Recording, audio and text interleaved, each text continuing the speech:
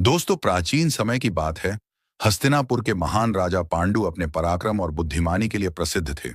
युद्ध में उनके शौर्य की मिसालें दी जाती थीं। राज्य में सुख शांति थी। प्रजा उनसे अत्यंत प्रेम करती थी। लेकिन एक दिन कुछ ऐसा हुआ जिसने उनके जीवन की दिशा ही बदल दी। एक शिकार, एक श्राप।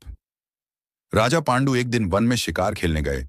वहां उन्होंने एक हिरण और हिरणी को एक साथ देखा, जो मिलनरत थे। उन्हें यह दृश्य विचित्र लगा। राजा ने बिना सोचे समझे तीर चलाया और हिरण वहीं गिर पड़ा।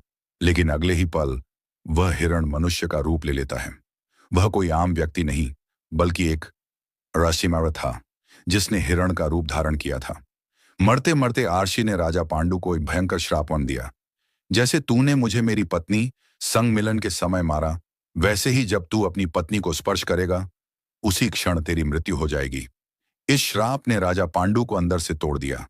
उन्होंने सिंहासन त्याग दिया, राज्य अपने भाई धृतराष्ट्र को सौंप दिया और मना वनवास ले लिया।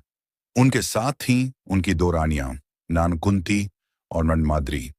वन में रहकर उन्होंने तप किया, संयम का जीवन अपनाया और आत्मशुद्धि में लग गए। लेकिन एक दिन, कई वर्षों तक संयम में रहने के बाद, एक दिन वसंत ऋतु आई।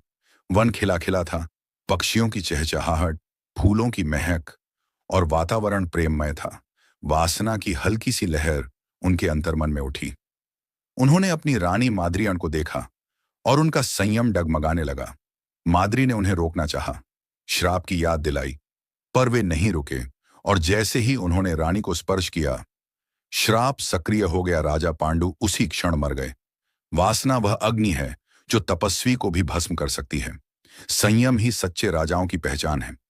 राजा पांडु का अंत यह सिखाता है कि धर्म और आत्मनियंत्रण कितना आवश्यक है, वरना एक क्षण की भूल पूरे जीवन को दो अंधकार में बदल सकती है।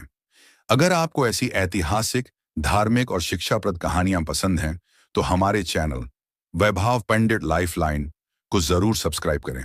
हर दिन एक नई सीख, एक नई कथा जो आपके जीवन को दिशा दे सकती है।